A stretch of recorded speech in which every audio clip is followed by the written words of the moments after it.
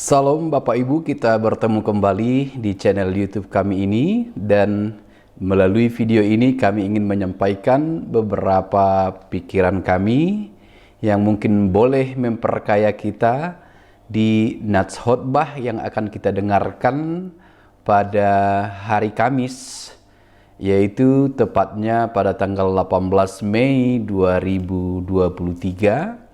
Peringatan akan kenaikan Tuhan kita, Tuhan Yesus Kristus, dengan nats khotbah di Yohanes pasal 6 ayat 60 sampai dengan 63. Demikian dituliskan. Sesudah mendengar semuanya itu, banyak dari murid-murid Yesus yang berkata, "Perkataan ini keras, siapakah yang sanggup mendengarkannya?" Yesus yang di dalam hatinya tahu bahwa murid-muridnya bersungut-sungut tentang hal itu, berkata kepada mereka, "Adakah perkataan itu menggoncangkan imanmu? Dan bagaimanakah jikalau kamu melihat Anak Manusia naik ke tempat di mana ia sebelumnya berada? Rohlah yang memberi hidup, daging sama sekali tidak berguna. Perkataan-perkataan yang kukatakan kepadamu adalah roh dan hidup." Demikian dituliskan.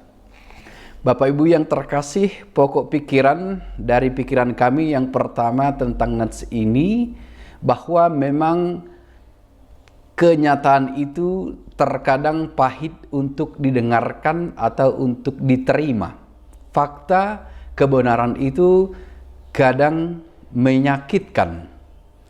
Fakta yang diungkapkan Yesus bahwa sebagian besar dari yang mengikut Dia dalam kenyataannya hanya mencari ataupun ingin memenuhi kebutuhan jasmani mereka, makan dan minum dan kepuasan keinginan yang lain.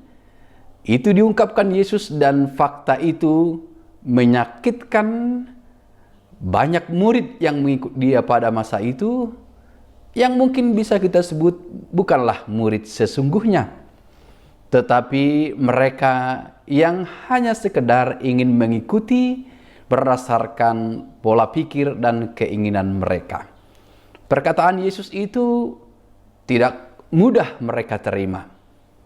Padahal itu fakta sebenarnya, bahwa mereka mencari dan mengikut Yesus hanya karena Yesus telah memberi mereka makan, dan mereka menginginkan hal-hal yang lainnya, kebutuhan-kebutuhan jasmani lainnya, bukan apa yang menyangkut rohani, pertumbuhan iman mereka, menyangkut kehidupan yang kekal, bukan, tetapi menyangkut keinginan, apa yang mereka dambakan, apa yang mereka pikirkan.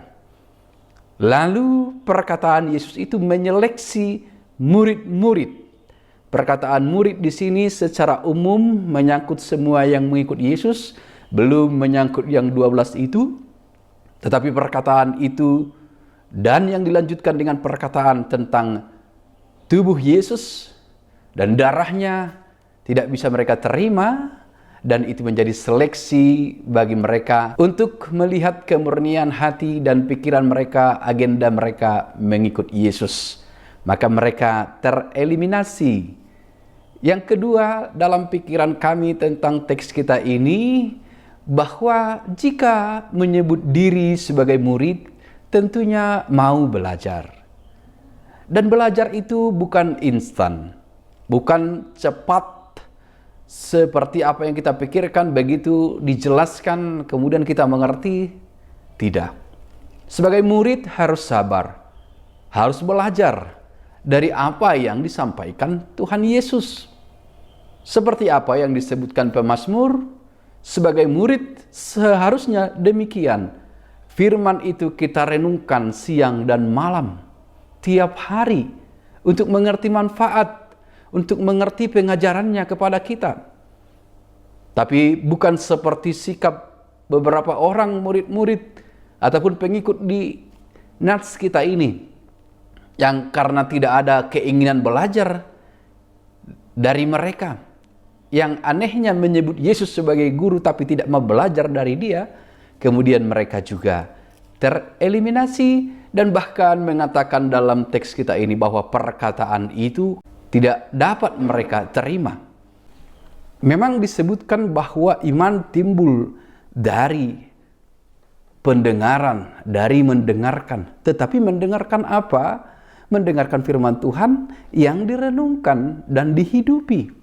Kemudian akan menimbulkan iman, menumbuhkan iman.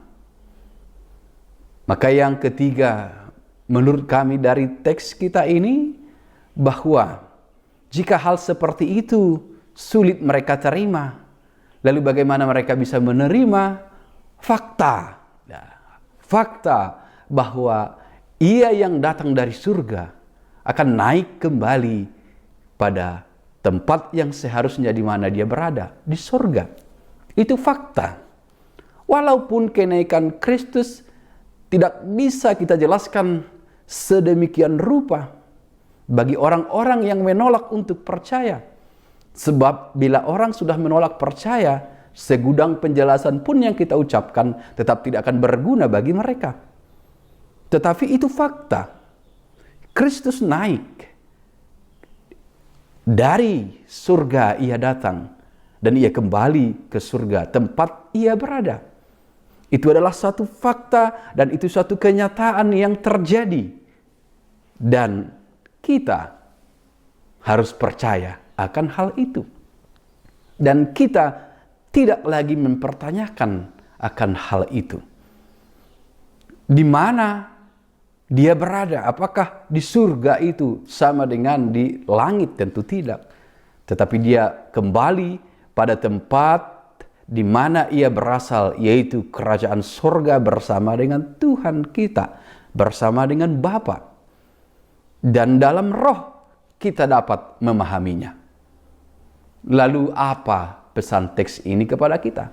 Pesan teks ini ingin menegaskan, menguatkan iman kita bahwa Kristus naik ke surga, memerintah, menyatakan kekuasaannya atas segala sesuatu bersama dengan Allah Bapa, dan dalam Roh Kudus mencurahkan hikmat, mencurahkan hidup kepada kita untuk mempercayai satu fakta kebenaran bahwa Ia telah memperoleh tahtanya kembali dan Ia memerintah atas segala sesuatu. Bukankah itu menenangkan hati kita sebagai umat yang percaya?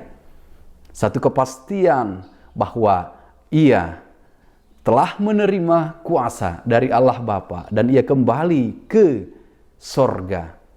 Dan Ia menjadi raja atas segala raja. Ia mengklaim kembali kekuasaannya atas segala dunia ini. Dan bukankah ini menyejukkan hati kita, orang-orang percaya, bahwa Tuhan hidup dan naik ke surga, berkuasa atas segala sesuatu, dan Ia memperhatikan kehidupan kita. Maka kembali teks ini mengingatkan, walau banyak hal yang mungkin tidak gampang kita terima, tetapi dengan sabar, dengan tabah, dengan terus belajar, bertumbuh di dalam iman. Seperti yang dikatakan Petrus, kemana lagi kami harus pergi? Tidak ada tempat lagi kita harus pergi kecuali berada bersama dengan Dia dan mempercayai kuasanya. Dengan demikian kita merasa tenang, damai, dan bersyukur di pesta perayaan kenaikan Tuhan kita Yesus Kristus hari ini. Demikian pikiran kami, Bapak Ibu, semoga membantu kita dalam mempersiapkan khotbah di dalam perayaan kita.